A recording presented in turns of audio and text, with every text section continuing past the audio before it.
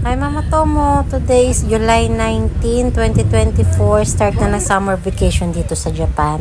At dahil naging tradition na nga namin ang pagka-travel kapag gantong mga long vacation, ito at paalis nga kami papunta sa Nagoya. Tapos mag-Shinkansen na kami. Hi!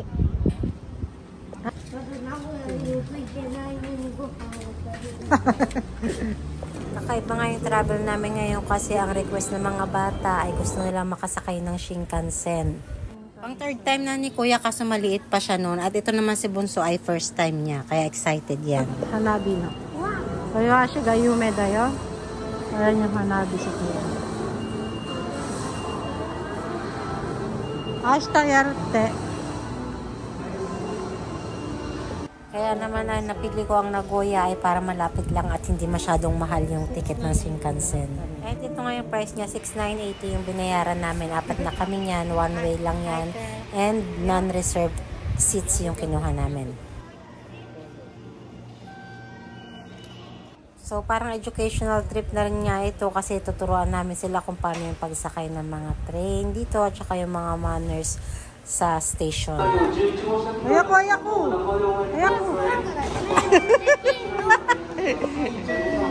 Wow! Naga!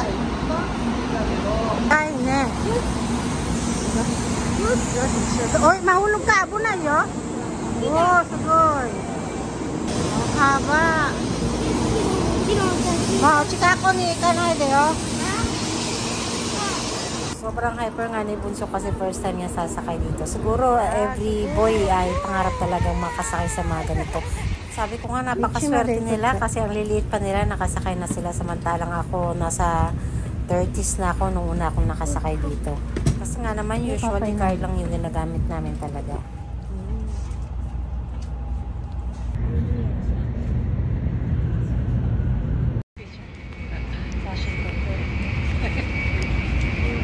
Nakakatawa nga ito sa Bunso at panay ang picture niya talaga. Bali 20 minutes lang pala yung biyahe namin to. Ang bilis lang, di ba? Kaya kung nagmamadali talaga kayo at gusto niyo makarating kaagad sa pupuntahan nyo ay mag-Shinkansen na lang kayo. By the way, pwede rin pala kayong bumili ng ticket sa Klook and you can use my promo code kay Gumama para makabili kayo ng 5% discount. Ako hindi ako nakabili doon kasi nga hindi ko sure yung time ng alis namin. Oh, ang daming tao.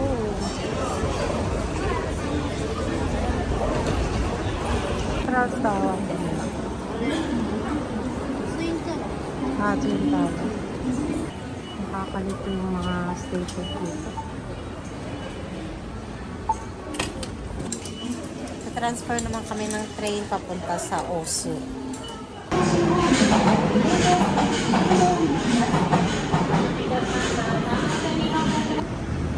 Ayan na kami sa Nagoya Osu. Ito yung Doko ni Aro. Ah, James? Notero, no? Parang Shibuya Crossing lang to na maliit. Ito nga ang Osu Kanon Shopping District ay isang popular na tourist destination dito sa Nagoya. So kung gusto niyo mag-shopping, mag-food trip, nandito na ang lahat. Meron daw silang 1,200 shops and restaurants dito. Pero choco. May ba silang flavor? Tapioca. Ayan, try natin yung tapioca dito. Okay?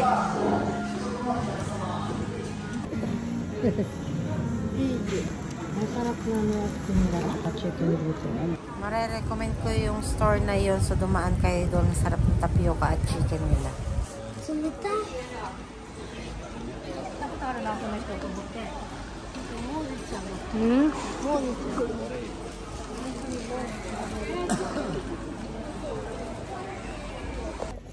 Tingin-tingin lang kami kasi wala naman kaming nabili dito actually. Alam nyo naman hindi tayo mahilig mag-shopping.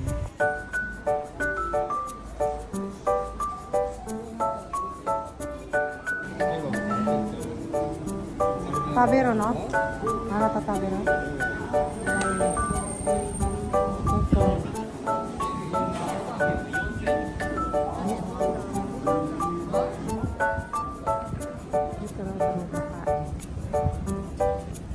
Ito.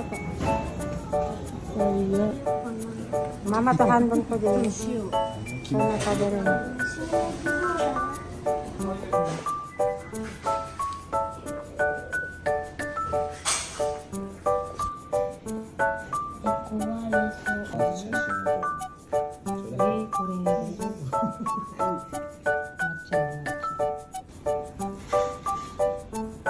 Enjoy rin namin yung taiyaki nila dito, talagang masarap. And nandito na tayo sa Osu Kanon Temple. Actually, hindi ko naman to first time pumunta dito, bali pangalawa na. And yung huling punta ko ay kasama ko yung si Keigo, yung angel ko na anak. So bali 3 years old pa lang yata siya noon. So 13 years ago na pala.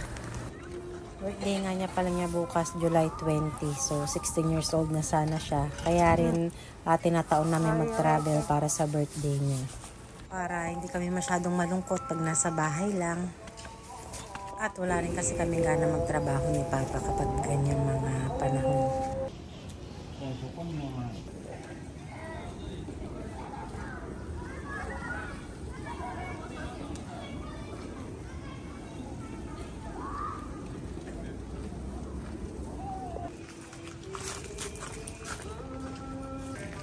Uy, ako check. Ay, pai, mite. Ako chay de. Koche. Tagoy.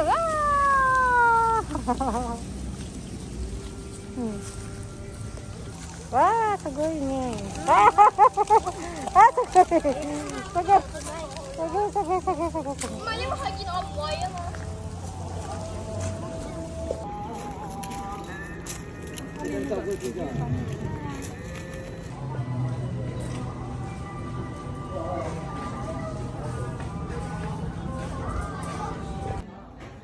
May nadaanan kami parang isakaya dito and kushikatsu yung main nila at gusto na kumain ni Papa. So ayan, napainom kami kasi may happy hour pala sila dito kapag weekdays, 99 yen lang yung mga alak. So uminom kami ni Papa. And napakaganda dito kasi napaka child friendly nitong restaurant na to. Merong free takoyaki para sa mga bata na kung saan kayo mismo ang magluluto. Kaya nakakatuwa talaga. Tapos meron pa silang yung pa-jack and poi para kapag nanalo yung bata, libre na yung drinks nila. Tapos meron pa silang free ice cream. Diba? Napakalaking bagay kaya nun.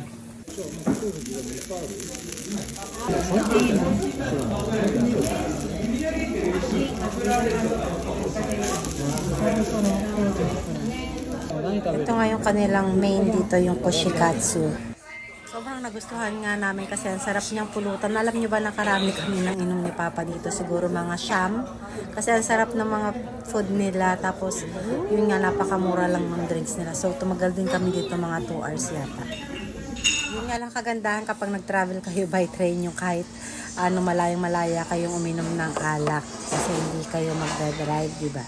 Disadvantage naman ay nakakapagod at sobrang init din. Saka yun, medyo magastos kami sa pamasahe.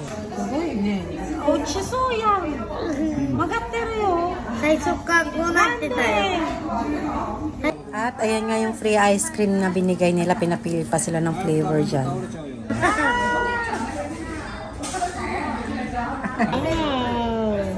Ano yung aji? Soda. Oh, hayo. Sabi na. Atometer. Anong kaharo na ko rin? Ariya, sweet. Ariya, may chaike no store. Namay mo sabi. Ari da yo. May chaike mo. May shooting, may taping. Ito yung pinapanood ko tuwing umaga. Namay mo sabi. Ayan, may artista. Artista yan eh.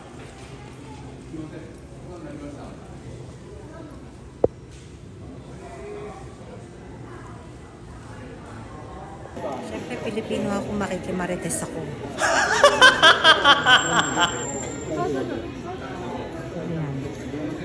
Shoot sila para dun sa segment niya, dun sa morning show na pinapanood ko everyday. Kaya kilala ko siya kasi member din siya ng paborito kong comedy show na Mecha Ike dati. Ayan yung itsura niya dati. At Sushi nga pala yung name niya. そう。あ、そうですか。はい、いつも見てます。昭和スイッチ。写真の古いやつのあれあ、ですよ。そうそうそうはいそうそう。応援してます。今日ここだったんで。ありがとうございます。どうも. O, diba? First time ko lang kasi makita ng artista ng Japan. Meron mga singers, mga artists, ganun kasi nakapanood na ako ng live. Pero yung artista ngayon lang.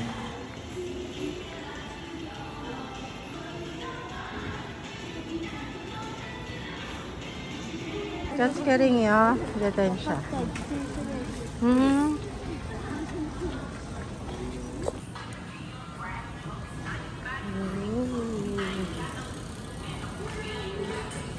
At hindi na rin namin nalibot halos lahat.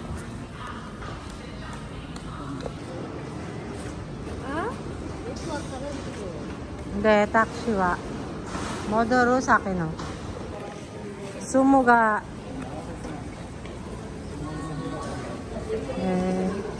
No to. Hindi sa akin to.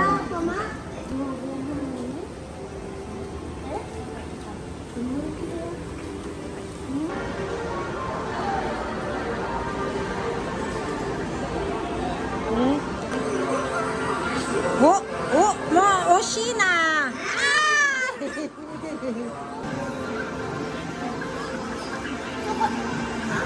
Zanen.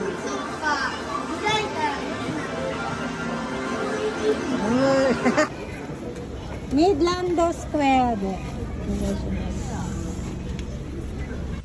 Nag-taxi na nga lang kami para sa next destination namin kasi siguradong rush hour at maraming mga tao sa train. Hanggang dito na lang muna Mama Tomo. Abangan nyo yung kasunod nito dahil marami pa tayong papasyalan. So yun lang po. See you next. Thank you for watching.